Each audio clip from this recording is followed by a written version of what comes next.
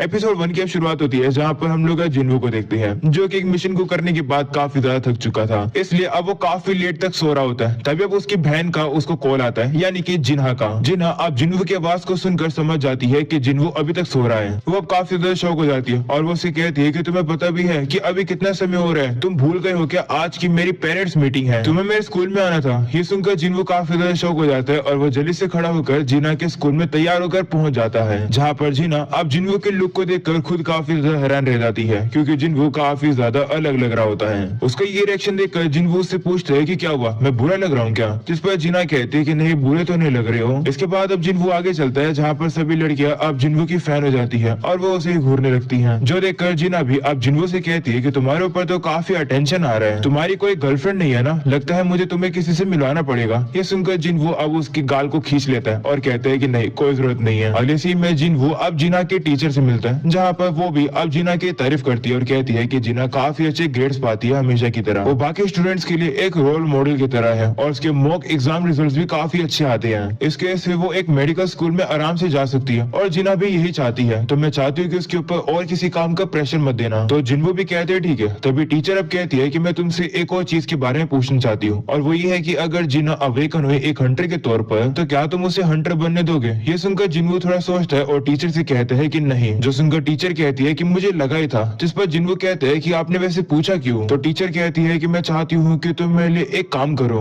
अगले सीन में अब हम लोग को सॉन्ग का दिखाया जाता है, जो कि एक बिल्डिंग से बाहर निकलती है और वो देखती है कि जिन्वो बाहर खड़ा होता है। जिन्वो को देखकर उसे याद आता है कि जिन्वो तो वही है जिसके साथ वो पहले भी रेड बैटल में जा चुकी है। वो कंफ्यूज हो जाती है कि आखिर ये यहाँ क्या कर रहा है। तभी जिन्वो अब उसे अपनी और जिन्हा की पिक्चर दिखाता है। वो उसे कहता है कि क्या तुम जिन्हा को पहचानती हो? वहीं पर सॉन्ग, जो कि जिन्हा की दोस्त है, वो भी अब उसे पहचान जाती है और अब वो जिन्वो से कहती है कि क्या तुम जिन्हा के बड़े भाई हो? इस पर जिन्वो भी कहते हैं हाँ। ये सुनकर सॉन्ग अब समझ जाती है कि आखिर जिन्वो यहाँ पर क्यों आया है, और अब वो उसे कहती है कि मुझे नहीं पता कि हमारे टीचर ने तुमसे क्या कहा है, पर मैं वापस स्कूल नहीं जाऊंगी और हंटिंग को क्विट नहीं करूंगी। तो जिन्वो उसे कहता है कि तुम एक ई रैंक की हंटर हो, तुम अगर ऐसे जियोगे तो तुम ज्यादा पैसे नहीं कमा पाओगी, तुमने सिर्फ एक ही बार पैसे कमाए थे और वो भी हमारी स्ट्राइक टीम के साथ। इस पर सॉन्ग अब कहती है कि अगर तुम मुझे लेक्चर करने आए हो तो तुम यहाँ से चले जाओ। तो जिन्वो उसे कहते हैं कि मैं तुम्हें यहाँ पर रोकने के लिए नहीं आया हूँ। इसके बाद अब अगले सीन में हम लोग को दिखाया जाता है कि हुआंग डोंगसो, जो कि अमेरिका में था, वो फाइनली यहाँ पर आ चुका है और अब उससे मिलने के लिए जिनचुल वहाँ पर आया है। ये देखकर डोंगसो भी हैरान हो जाता है और कहता है कि हंटर एसोसिएशन का मैनेजर मुझसे मिलने के लिए आया है। तो जिनचुल अब उसे कहता है कि तुम यहाँ पर कितने समय के लिए रहोगे? जिस पर डोंगसो कहता है कि मुझे ये कंट्री वैसे भी अच्छी नहीं लगती है, तो मैं ज्यादा समय के लिए नहीं रहूंगा। तो जिनचुल कहते हैं कि क्या तुम से मैं अपने होमलैंड में वापस इसलिए आए हो ताकि तुम उन दोनों को ढूंढ सको? जिस पर डोंगसो कहते हैं कि तुम्हें आंसर पता ही है, तो तुम पूछ क्यों रहे हो? तुम सर्वेलेंस टीम के अंदर हो, तुम्हें पता तो होना ही चाहिए कि आखिरकार मैं उस ई रैंक और डी रैंक के हंटर के साथ डंजन में जाकर क्या करने वाला हूँ, और मुझे पता है कि तुम इतने भी बेवकूफ नहीं हो कि तुम मुझे रोकने आए हो। ऐसा बोलने के बाद अब डोंगसो अपनी पावर का यूज करके जिनचुल को डराने लगता है, जिस पर जिनचुल कहता है कि मैं तो बस अपनी जॉब करना चाहता हूँ। ये सुनकर डोंगसो भी अब वहाँ से चला जाता है। अगले सीन में हम लोग को चोई को दिखाया जाता है, जो कि अब प्रेसिडेंट गो से कहता है कि जो वो एंट मॉन्स्टर है उनके अब पंख भी आ चुकी है, यानी कि वो उड़ भी सकती है, लेकिन सिर्फ शॉर्ट डिस्टेंस के लिए। अभी के लिए तो हमें इतना ही पता चला है, क्या पता वो बाद में ज्यादा उड़ने लग जाए। जिस पर गो कहते हैं कि ठीक है, अरेंजमेंट कराओ और इसको पूरा अच्छे से पता लगाओ। जिस पर चोई भी कहते हैं ठीक है। अगले सीन में अब जिन्वो को वापस से दिखाया जाता है, जो कि मैनेजर आहान और ह्यूम से मिलता है। आहान भी अब जिन्वो को देखकर कहते हैं कि काफी समय बाद मिल रहे हैं, मुझे लगा नहीं था कि तुम हमें कांटेक्ट करोगे। तभी वहाँ सॉन्ग भी आ जाती है। उसे देखकर आहान कहती है कि मुझे याद आया, तुम तो उसी दिन आई थी ना उस रेड बैटल में। तो सॉन्ग भी कहती है हाँ। वहीं जिन्वो अब उन लोगों से कहता है कि माफ करना कि मैं थोड़ा बोझ बढ़ा रहा हूँ और मैं चाहता हूँ कि मैं इस लड़की को थोड़ी ट्रेनिंग दूं। जिस पर वो लोग कहते हैं कोई बात नहीं, हमें पता है कि तुम आराम से इसे हैंडल कर लोगे, तुम्हारी टाइमिंग वैसे भी सही है। आज सुबह सुबह ही ये सी रैंक का डंजन खुला है। उन लोगों को बातें करते हुए देख एक बंदा वहाँ पर आ जाता है और उन लोगों से कहता है कि तुम लोग कितनी बात करोगे? हमें अब पता चलता है कि इस बंदे का नाम है किमचुल और ये एक ए रैंक का टैंकर है।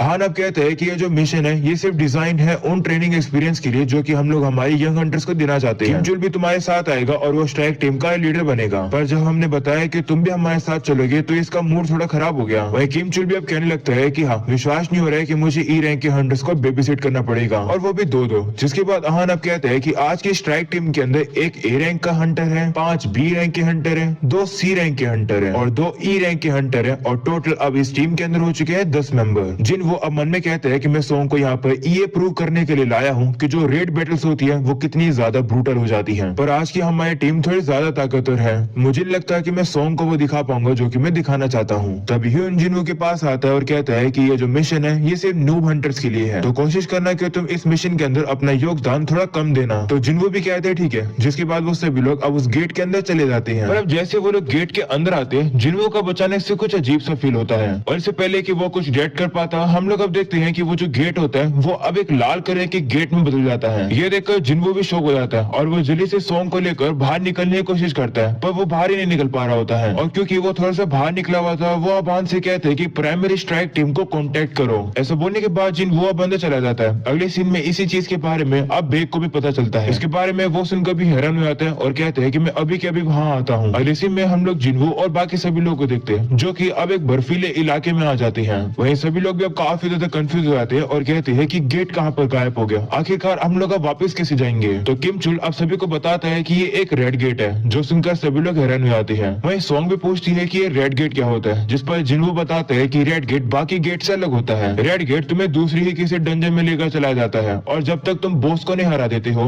या फिर जब तक डंजन अपने आप से नहीं खत्म हो जाता, तब तक तुम यहाँ से नहीं जा सकती हो, और बाहर से भी हमारी कोई भी मदद नहीं करी जा सकती है। और यहाँ के जो मॉन्स्टर्स है वो भी काफी ज्यादा पावरफुल होते हैं। ये सुनकर सॉन्ग अब कुछ बोलने वाली होती है, पर तभी हम लोग अब देखते हैं कि कोई सॉन्ग के ऊपर हमला कर देता है, और साथ में एक बंदे के ऊपर भी। उस हंटर को तो हमला लग जाता है, पर हम लोग अब देखते हैं कि जो हमला सॉन्ग को लगने वाला होता है उसे अब जिन्हो अपने हाथों से ही पकड़ लेता है। वहीं ये सब चीजों को अब एक लड़की हंटर भी देख लेती है। वो लोग अब देखते हैं कि उन लोग के ऊपर हमला करने वाले आइस एल्फ होते हैं, जो कि पेड़ पर बैठकर हंस रहे होते हैं। वो देखकर जिन्हो अब सोचता है कि ये जो एल्फ है ये सबसे कमजोर लोगों पर ही हमला कर रहे हैं पहले। तभी एक एल्फ जिन्हो को चिढ़ाने लगता है, जो देखकर जिन्हो भी गुस्से में आ जाता है, जिसके बाद वो एल्फ वहाँ से चले जाते हैं। तभी सॉन्ग अब जिन्हो से कहती है कि ये लोग कौन थे, तो जिन्हो बताते हैं कि ये आइस एल्फ थे, और क्योंकि ये काफी ज्यादा क्रूएल होते हैं, बिल्कुल डीमंस की तरह, इसलिए लोग इन्हें आइस लेयर्स बुलाते हैं। जो सुनकर सॉन्ग हैरान हो जाती है। तभी किम चोल सभी लोगों से कहता है कि क्योंकि तुम सभी लोगों को पता ही है कि रेड गेट की वजह से हमें बाहर से कोई भी सपोर्ट नहीं मिल सकता है, हम लोग को अकेले ही लड़ना होगा। और सिचुएशन को देखकर मैं तुम लोगों से ये सलाह दूंगा कि तुम हाईएस्ट रैंक वाले हंटर्स की बात को मानो अगर तुम्हें सर्वाइव करना है तो,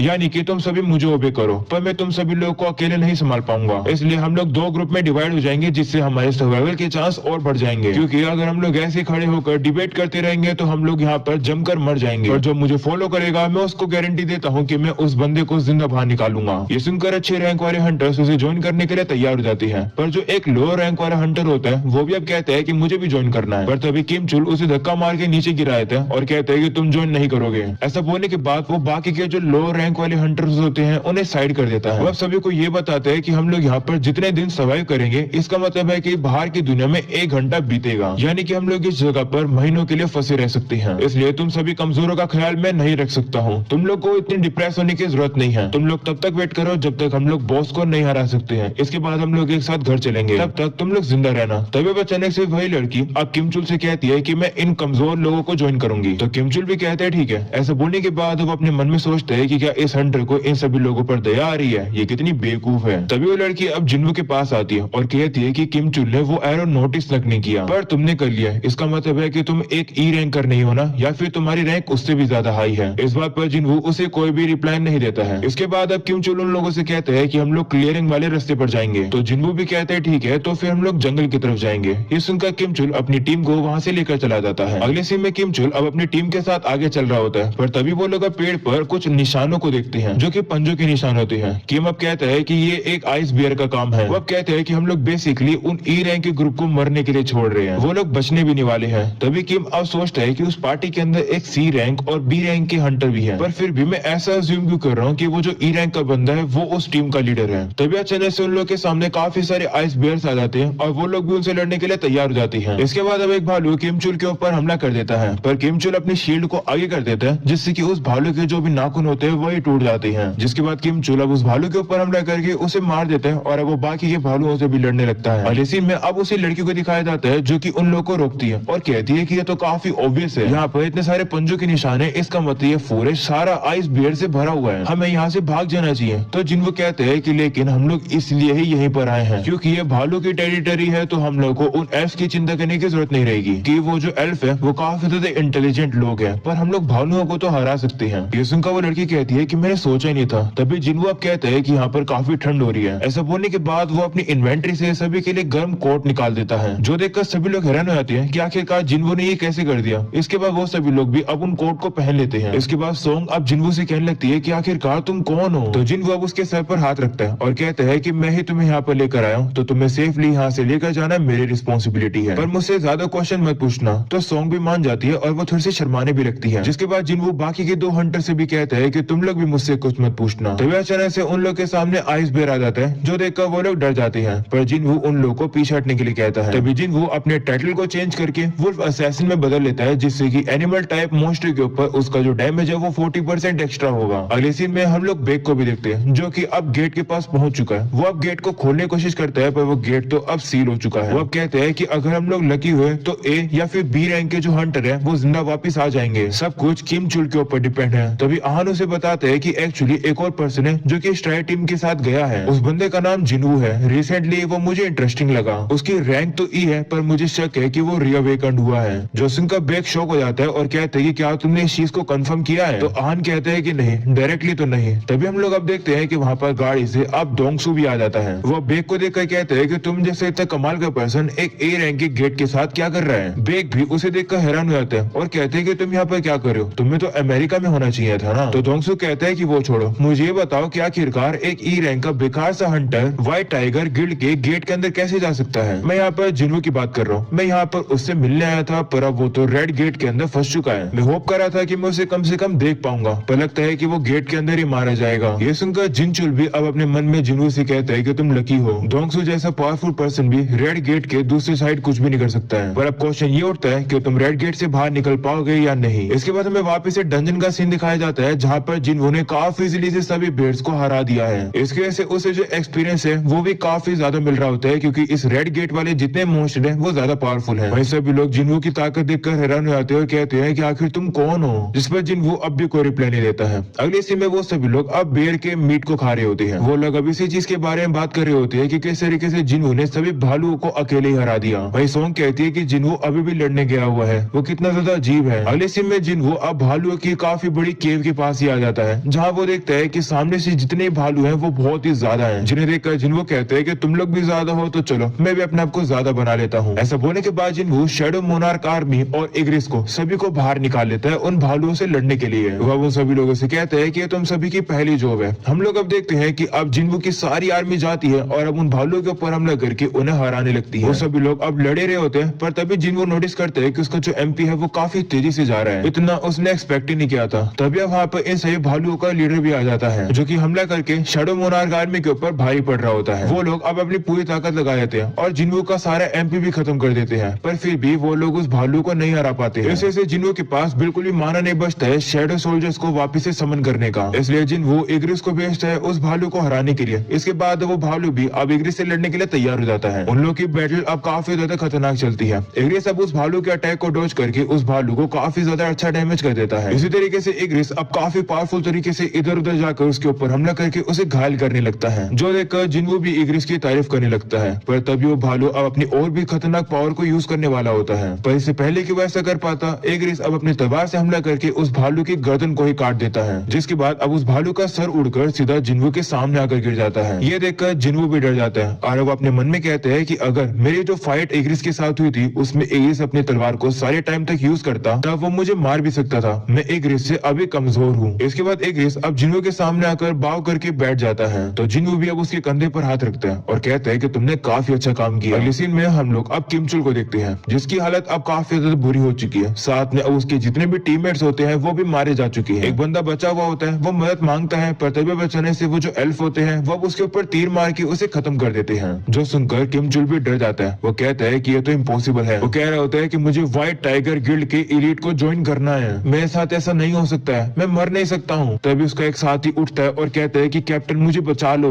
वो जैसे ये बात बोलता है तभी वहाँ पर एक आइस एल्फ आता है और अब वो उस बंदे के ऊपर हमला करके उसे मार देता है और अब वो काफी ज्यादा खतरनाक तरीके से किमचुल को देखने लगता है, जो देखकर किमचुल भी काफी ज्यादा डर जाता है और अब वो डर के मारे वहाँ से भाग ही जाता है। और अब उसे वहाँ से भागता हुआ आइस एल्फ का लीडर भी वहाँ से देख रहा होता है। और अब यही हो जाता है ये एपिसोड खत्म।